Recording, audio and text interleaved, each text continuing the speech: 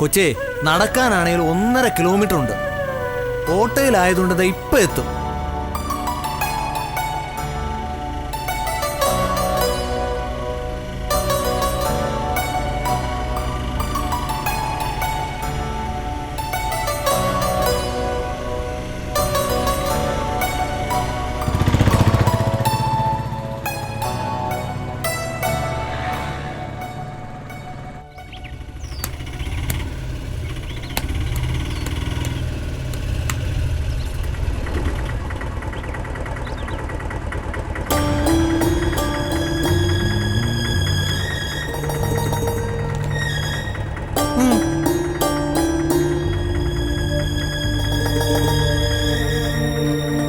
അമ്മയുണ്ടോടാ അപ്പോ? ആ ഉണ്ട്. ഇതെങ്ങനെ ഇപ്പൊ വന്നേ? നേരം വെളുക്കുന്നതിന് മുമ്പേ പോന്നോ? നേരം വെളുത്തിട്ട് തന്നെയാ പോന്നേ. ആഹാ, ചുമ്മാ ചോദിച്ചതാ. ആ അതെനിക്ക് മനസ്സിലായി. അച്ഛന്റെ അല്ലേ മോൻ? നിന്റെ അച്ഛനുണ്ടോ ഇവിടെ? അച്ഛനും ഉണ്ട്, അച്ഛമ്മയും ഉണ്ട്. ആ കാര്യം പറഞ്ഞില്ലല്ലോ രത്നമ്മ.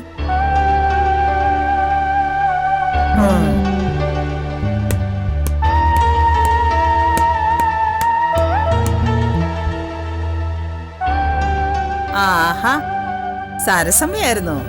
ഓട്ടോടെ ഒച്ച കേട്ടപ്പോ ഞാൻ ഓർത്ത് വേറെ വല്ലവരുമായിരിക്കുന്നു. ഈ ഇടയല്ലേ ഇവിടുന്ന് കരുനാപ്പള്ളിക്ക് പോയത്? എന്റെ മോടെ വീടല്ലേ ഇത്? എനിക്ക് തോന്നുമ്പോ ഇവിടെ വരികയും പോവുകയൊക്കെ ചെയ്യാലോ. എന്നാ പിന്നെ ഇന്നലെ വരാൻ മേലായിരുന്നോ? ഗോവിന്ദൻകുട്ടി ഉണ്ടായിരുന്നല്ലോ ഇവിടെ.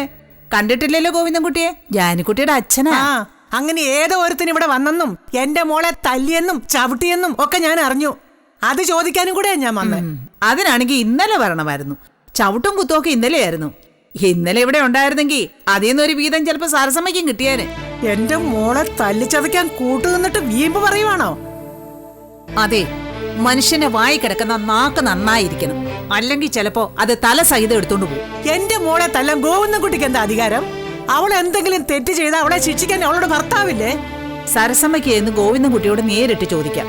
ഗോവിന്ദൻകുട്ടി ഇപ്പം മലബാറിലെത്തി കാണും. കാളിയാമ്പുഴ എന്ന സ്ഥലത്തിന്റെ പേര്. അവിടെ ചെന്ന് സൗകര്യമായിട്ട് കാണും.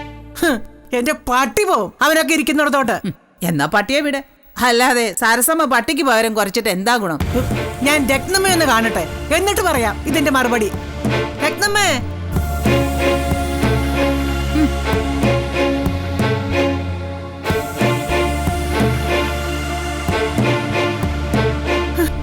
മോളെ. എന്റെ അമ്മ ഇവിടെ ഇല്ലാതെ പോയല്ലോ. എല്ലാവരുടെയും മുന്നിലിട്ട് എന്നെ ചവിട്ടി മറിച്ചത്. എനിക്ക് ചോദിക്കാനും പറയാനും ആരും ഇല്ലല്ലോ. അവനെവിടെ? വിജയൻ, വിജയ, വിജയൻ എവിടെയാടി? ഞാൻ ചോദിക്കാം. വിജയ, വിജയ.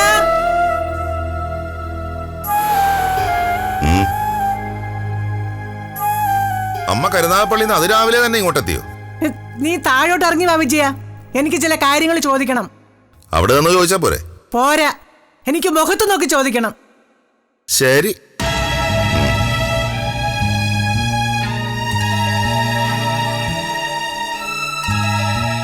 എന്താ അമ്മയുടെ പ്രശ്നം? ഗോവിന്ദൻകുട്ടി ഇവിടെ തല്ലുന്നത് നീ കൈയും കെട്ടി നോക്കി നിന്നോ വിജയ?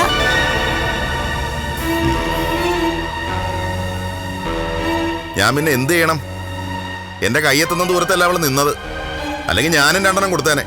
അമ്മാതിരി വർത്താനം അവളുടെ വായിന്ന് വീണത്. അങ്ങനെ അവള് വല്ല അബദ്ധവും പറഞ്ഞെങ്കിൽ നീ അവളെ ശിക്ഷിക്കണം, അല്ലാതെ വല്ലവനെയും കൊണ്ട് അടിപ്പിക്കുകയല്ല വേണ്ടത്. ആ, അതിനുള്ള സമയം കിട്ടിയില്ലായിരുന്നു. എല്ലാം പെട്ടെന്നായിരുന്നു. അവളെ ചോദിച്ചു വാങ്ങിയതാ. അവൾ എന്ത് ചെയ്തെന്നാ നീ പറയുന്നേ? ജാനിക്കുട്ടി പോകാൻ നേരത്ത് അവളുടെ കാല് തൊട്ട് നമസ്കരിച്ച് അനുഗ്രഹം ചോദിച്ചു. നീ ഒരു കാലത്തും ഗതി പിടിക്കത്തില്ലെന്നാ അവള് കൊടുത്ത അനുഗ്രഹം. നീ അങ്ങനെ പറഞ്ഞോടി? എനിക്ക് പെട്ടെന്ന് ദേഷ്യം വന്നു. അവള് കളിയാക്കിയതുപോലെ എനിക്ക് തോന്നിയത്. അല്ലെങ്കിലും അനുഗ്രഹം കൊടുക്കാൻ ഞാൻ ആരാ അവളുടെ? ശരിയല്ലേ? രത്നമ്മ അവളുടെ ആരാ? മനസ്സിലുണ്ടെങ്കിലല്ലേ കൊടുക്കാൻ പറ്റൂ. അവളുടെ മനസ്സിലുള്ളത് അവള് കൊടുത്തു.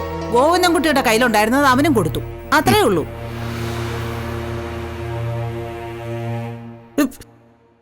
എന്നാലും ആണൊരുത്തൻ പെണ്ണിന്റെ മേലെ കൈവയ്ക്കാന്ന് പറഞ്ഞ അത് ആണുങ്ങൾക്ക് ചേർന്നാണോ? അതിക്രമല്ലേ അവൻ കാണിച്ചേ?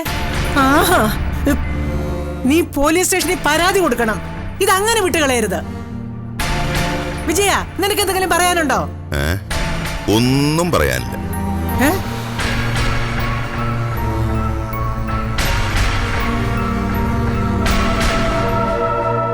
അമ്മയും മോളും കൂടെ പോലീസ് സ്റ്റേഷനിൽ കൊണ്ടുപോയി ഒരു പരാതി കൊടുക്ക്. എന്നിട്ട് പോലീസിനെയും കൂട്ടി മലബാറിൽ പോയി ഗോവിന്ദൻകുട്ടിയെ അറസ്റ്റ് ചെയ്തുകൊണ്ട് വാ. അമ്മയ്ക്കറിയോ, എന്നെ തല്ലിയ ഗോവിന്ദൻകുട്ടിയുടെ മോൾക്ക് 15 പവന്റെ സ്വർണം, 10,000 രൂപയുടെ ഡ്രസ്സ്, 50,000 രൂപ പോക്കറ്റ് മണി വിജയേട്ടൻ അവൾക്ക് കൊടുത്തതാ. എന്നെ തല്ലി ചതച്ചതിനുള്ള ബോണസ്.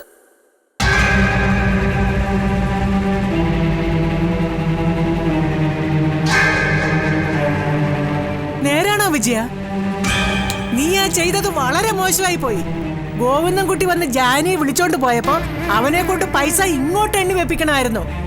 10-17 കൊല്ലം ഉണ്ണാനും ഉടുക്കാനും കൊടുത്തതിന് ചെലവ് കാശ് അത് എണ്ണി വെച്ചിട്ട് കൊണ്ടുപോയാൽ മതിയെന്ന് പറയാൻ നിന്റെ നാക്ക് പൊങ്ങിയില്ലല്ലോ വിജയ. അതിനു പകരം നീ ലക്ഷക്കണക്കിന് രൂപയുടെ മുതല അങ്ങോട്ട് കൊടുത്തോ? സരസമ്മേ, അവള് പറയുന്ന കേട്ടോണ്ട് നീ വായിട്ടലക്കല്ലേ വിവരം കേട്ടവള്.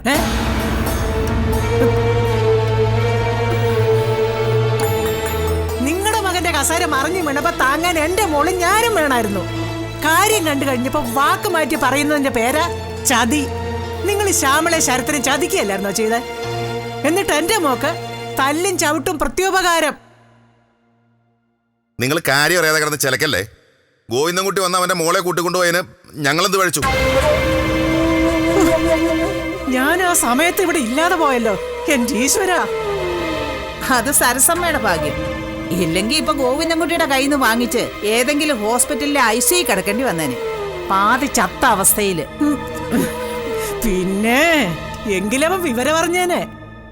ആ നീ വാടി രത്നമേ, എവിടെ അവൻ അടിക്കുകയും ചവിട്ടുകയൊക്കെ ചെയ്തേ നോക്കട്ടെ.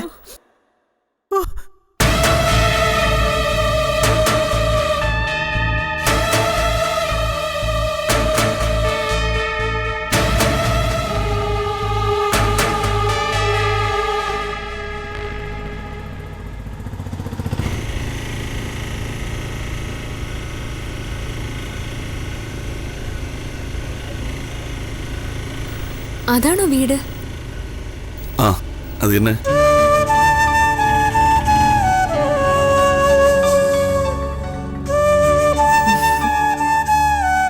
എറണാകുളത്ത് നീ താമസിച്ചുകൊണ്ടിരുന്ന പോലെ അത്ര വലിയ ആഡംബരമൊന്നുമില്ല. മഴ നനയാതെ കിടക്കാം, പാമ്പിനെയും പെട്ടിയും പേടിക്കണ്ട, ഉറപ്പുള്ളൊരു വാതിലുണ്ട്. പിന്നെ 3-4 മുറികളൊക്കെ ഉണ്ട്. തൊഴുത്തി കിടന്നുറങ്ങിയിട്ടുള്ള എന്നോടാണോ ഈ പറയുന്നത്?